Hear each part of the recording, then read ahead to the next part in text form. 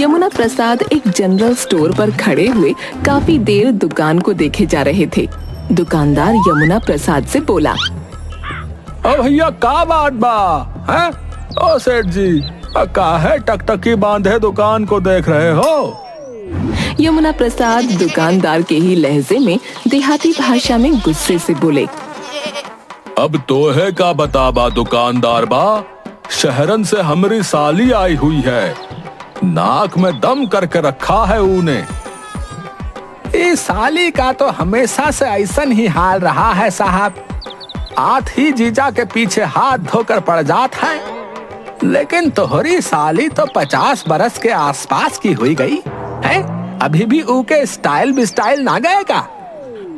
अब तो है का बताऊं दुकानदार भैया, हमारी साली विदेशवा से यहाँ आई है।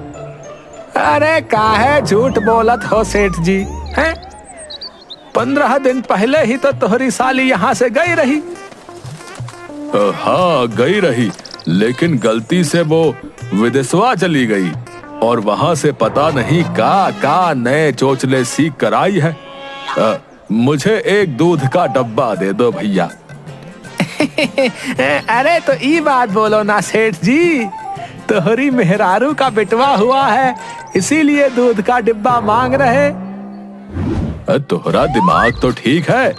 अरे हमरी विदेशवा वाली साली गैया का दूध नहीं पीती, बल्कि विदेशवा में डब्बे का दूध की चाय पीना सीख के आई है। हाँ, अब नौटंकी मत करो, चलो जल्दी से दूध का डिब्बा दे दो।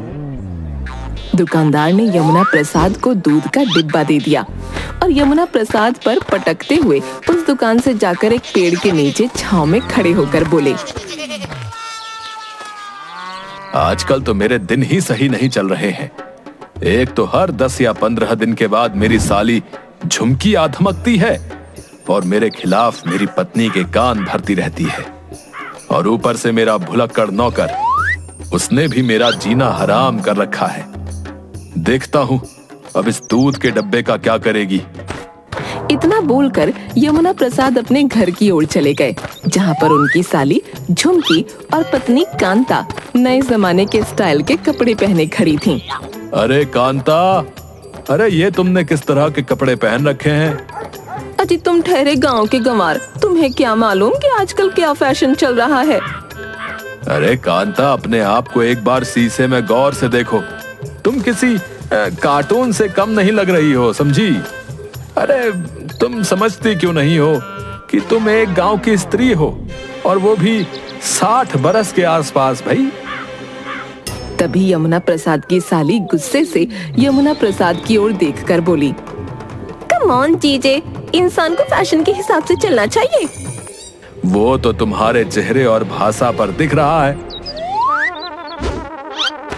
इतना बोलकर यमुना प्रसाद गुस्से से बाहर चले गए और सीधे अपने नौकर को आवाज लगाने लगे, अरे नंदू, अरे ओ नंदू, अरे कहाँ मर गया रे तू?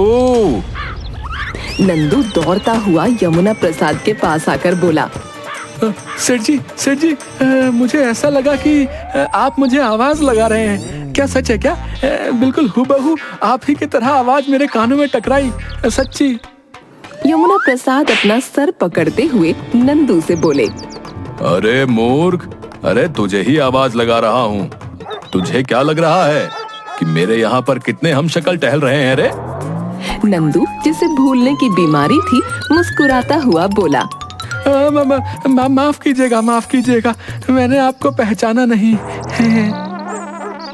ये सुनकर यमुना प्रसाद का बुरी तरह से दिमाग खराब हो गया और उन्होंने एक जोरदार चांटा नंदू के गाल पर जड़ दिया। अब समझ आया कि मैं कौन हूँ? कुछ याद आया कि नहीं आया, बोल। नंदू गाल पर हाथ सहलाते हुए बोला, हाँ, मुझे याद आ गया, आप मेरे सेठ जी हैं, याद आ गया। अब अगर याद आ गया है तो जा जल्दी से जाकर एक कप चाय बना लेकर आ। मेरा सर दर्द के मारे फटा जा रहा है भाई। लेकिन मालिक, दूध तो खत्म हो गया है।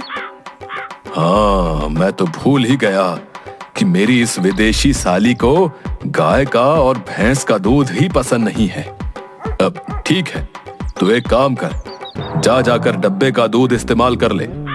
मुझे बस किसी भी तरह से एक कप चाय पिला दे। मुझे शांति चाहिए भाई। नंदू वहाँ से चुपचाप चाय बनाने चला गया, मगर काफी देर तक वो चाय बनाकर नहीं लाया। अरे अब इसको क्या हो गया? इस घर में तो अब मुझे एक चाय मिलना भी हराम हो गई है। देखता हूँ ये चाय बना रहा है या बीरबल की खिचड़ी। इतना बोलकर यमुना प्रसाद घर के अंदर चले गए और रसोई घर में नंदू को बैठे देखकर क्रोधित होते हुए बोले, नंदू, अरे ओ नंदू, अरे मैं कब से तुझे आवाज लगा रहा हूँ रे निकम्मे। मालिक, आपने ही तो कहा था कि एक कप चाय बना लाओ। हाँ मैंने कहा था, लेकिन 2 घंटे पहले कहा था रे। मालिक, मैं चाय तो 2 घंटे से बना रहा हूँ, लेकिन चाय में खौला ही नहीं आ रहा। तभी यमुना प्रसाद ने देखा कि गैस का चूल्हा बंद था। यमुना प्रसाद अपना सर पीटते हुए नंदू से बोले, अरे ओ भुलक्कड़ की औलाद है, जब तक तू गैस को खोलेगा नहीं तो चाय कैसे पकेगी रे? बता बता। माफ कीजिएगा मालिक, मैं गैस को खोलना ही भूल गया। तभी मैं कहूँ कि मैं तो पानी में दूध की पत्ती, चीनी सब डाल दिया हूँ, फिर भी चाय बन क्यों नहीं रही?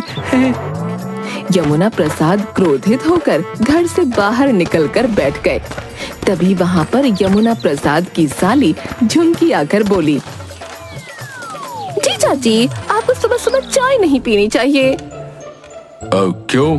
अगर मैं सुबह चाय नहीं पीऊंगा तो और क्या पीऊंगा? मैं 10 दिन विदेश में रह के आई हूँ। मैंने देखा है कि वहाँ के लोग चाय से ज्यादा जूस पीना पसंद करते हैं। आपको कॉफी पीनी चाहिए। और हाँ, मुझे कुछ पैसे भी चाहिए जीजा जी, मैं मार्केट से शॉपिंग करने जा रही हूँ। शॉपिंग करने? झुमकी, ये तुम्हारा शहर नहीं बल्कि गांव है। मेरी समझ में नहीं आता कि तुम्हारा पति तुम्हें कैसे झेलता है। जीजा जी, उस आदमी को तो अब तक मैं झेलती हुई आई हूँ, बट विदेश जाकर मुझे पता लगा रोज रोज पैसे खर्च करके शॉपिंग करने में बहुत मजा आता है। सीधी तरह से अपनी जेब ढीली कीजिए, नहीं तो जीजी से आपकी शिकायत कर दूंगी। यमुना प्रसाद ने ना चाहते हुए भी कुछ पैसे झुमकी के हाथ में पकड़ा दिए। झुमकी धूप में छाता लगाकर इठलाती हुई वहाँ से चली गई। बस बहुत हो गया। जब से ये विदेश से यहाँ आई है तब से इसने मेरा उठना हराम कर रखा है। इतना बोलकर यमुना प्रसाद पैर पटकते हुए अपनी पत्नी के पास आकर बोला,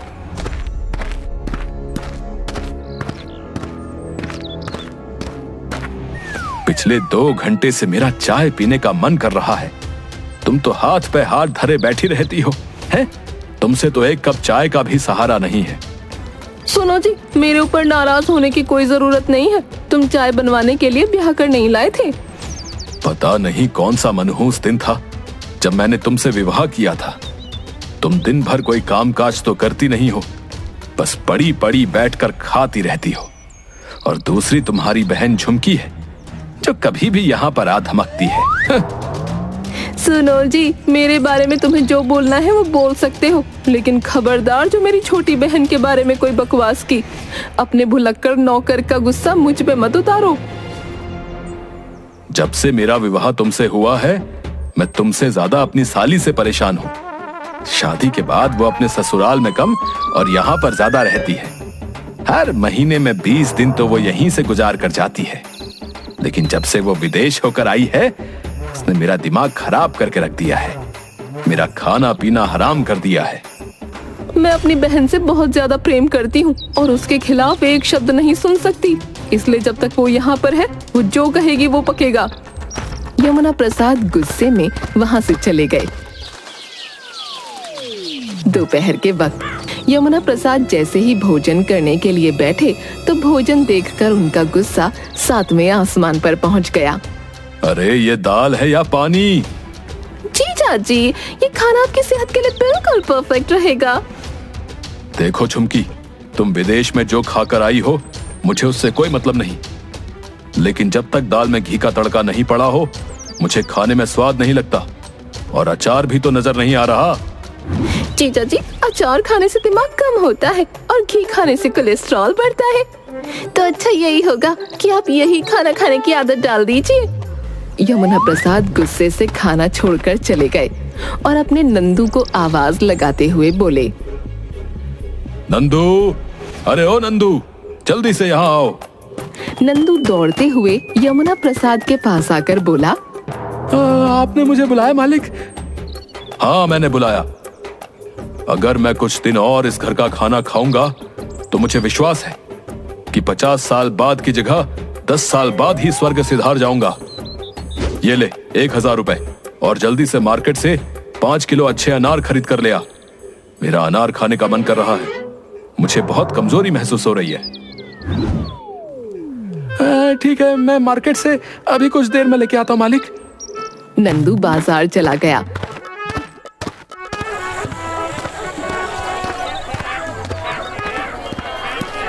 मगर बाजार जाकर फिर भूल गया।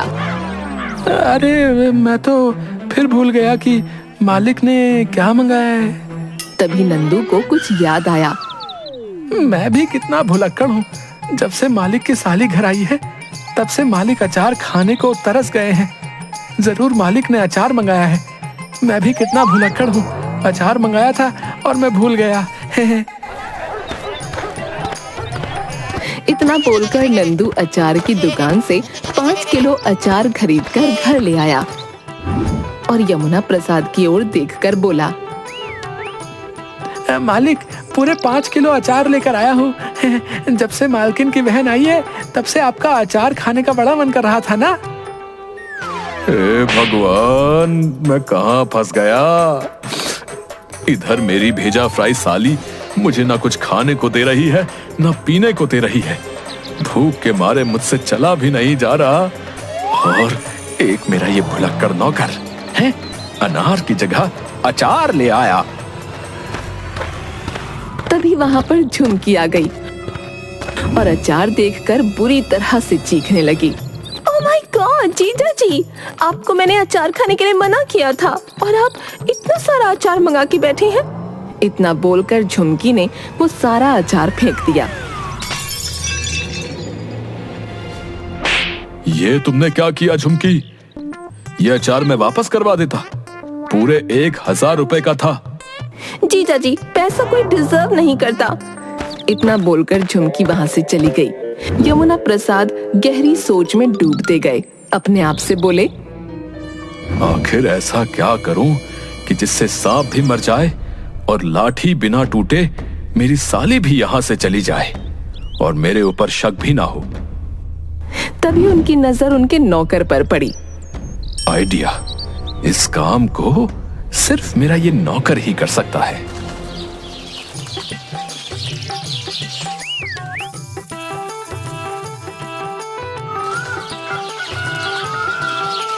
अगले दिन यमुना प्रसाद तेज आवाज में बाहर बैठकर अखबार पढ़ने लगे। अरे वाह वाह वाह, क्या खबर है। कोई भी स्त्री अगर रोज केले खाएगी तो वो दोबारा जवान और सुंदर हो जाएगी, और अगर उसे केले की जगह कोई दूसरी वस्तु देखने को मिल जाए तो वो पागल हो जाएगी। यमुना प्रसाद की इस बात को झुमकी पीछे खड़ी हुई चुपके से गौर से सुन रही थी। अरे वाह वाह, लेटेस्ट न्यूज, मुझे विदेश में पता ही नहीं चली। इसका मतलब आज मुझे केले ही खाने चाहिए। झुमकी सीधी नंदू के पास जाकर बोली, मेरा आज केले खाने का बहुत मन कर रहा है, जल्दी से मेरे लिए केला लेकर आ। नंदू चुपचाप पैसे लेकर बाजार गया।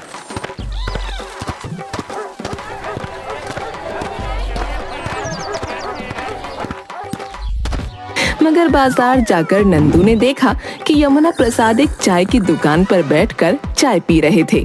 नंदू उनके पास जाकर बोला,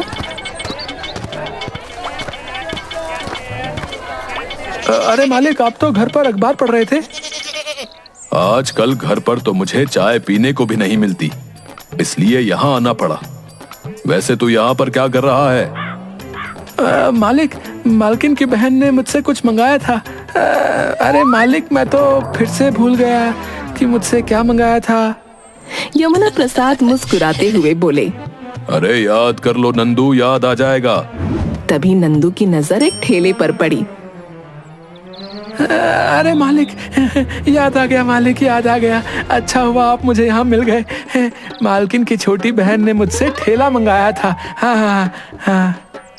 लेकिन वो ठेले का क्या करेगी भाई? अब मुझे क्या पता मालिक। तभी चाय वाला यमुना प्रसाद से बोला, ये ठेला मेरा है सेठ जी, आप चाहें तो इसे ले जा सकते हैं, और जब आपकी मर्जी हो मुझे वापस कर दीजिएगा। ये तो मेरा काम और आसान हो गया मालिक। इतना बोलकर नंदू ठेला लेकर सीधे घर चला गया और बाहर से मालकिन को आवाज लगाने लगा। मालकिन, ओ मालकिन, देखिए आपने मुझसे ठेला लाने के लिए कहा था ना, मैं ठेला ले आया। कांताबाई और झुमकी बाहर आ गईं। अरे सत्यानाश चाय तेरा, ये तो क्या उठा लाया? क्या बात करती हैं? आप ही ने तो मुझसे कहा था कि मेरा ठेला खाने का मन कर रहा है। और मैं इसे कैसे खाऊंगी? अब मुझे क्या पता कि आप इसे कैसे खाएंगी। मेरा काम लाना था, मैं ले आया। तभी वहां पर यमुना प्रसाद आकर झुमकी से बोला, आज सुबह ही मैंने अखबार में पढ़ा कि अगर केले की जगह कोई और वस्तु दिख जाए तो कुछ भी हो सकता है, अनर्थ हो सकता है। और तुमने इस भुलक्कड़ से केला मंगाया, मगर ये भुलक्कड़ केले की जगह ठेला ले आया। अब तो तुम्हारी मौत निश्चित है। ये सुनकर झुमकी को चक्कर आ गए। वो बेहोश होकर गिर पड़ी। कांताबाई अपने नौकर को देखकर बोली, अगर मेरी बहन को कुछ हुआ ना तो छोड़ूंगी नहीं तुझे। कुछ देर बाद झुमकी को होश आ गया। यमुना प्रसाद उसे मुस्कुराते हुए देख रहे थे।